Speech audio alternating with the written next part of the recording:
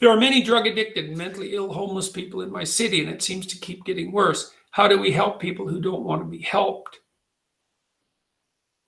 Well, I think you do that by example, fundamentally. There isn't any other way I know of to help people who don't want to be helped. And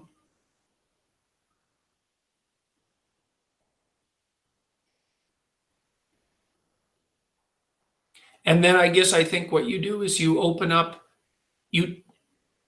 it's the same thing I've said many times, is that you do what you can to make the things around you better, your family better, and then whatever you can manage in your community.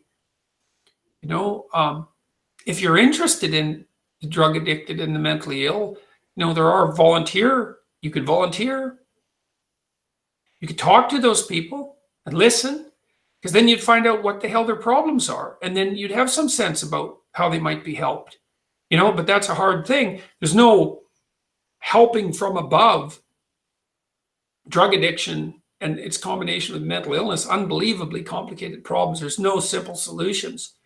So, and it isn't even necessarily obvious that the people that you see who are homeless and drug addicted and mentally ill don't want to be helped, is that sometimes they have problems that are so absolutely overwhelming that they can't be helped in any real sense. Like if they're unmedicated schizophrenic, for example, with a drug problem, that's just a nightmarish, it's a nightmare of insane complexity, because schizophrenia is very, very difficult to deal with, even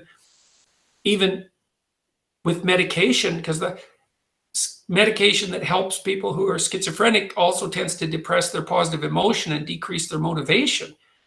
So the medications are generally helpful, and the proper treatment guidelines, if you're schizophrenic, generally are stay with your medication, because despite the negative consequences of the medication, which aren't trivial, the consequences of not taking it are worse. And that's a real Hobson's choice, right? It's a bit of hell in both directions.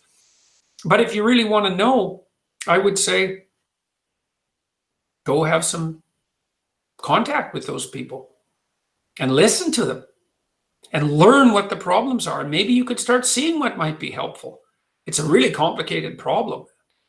And it's different than the problem of helping people who don't want to be helped, because you have to figure out who it is that doesn't want to be helped first. And you don't want to assume that just because someone's homeless that they don't want to be helped. I mean, that doesn't mean that it's easy to figure out how to help them. It's not easy. Helping people is a very difficult business, and it's a very dangerous business too, because you get tangled up in ways that you wouldn't expect. And that can be an occupational hazard, let's put it that way.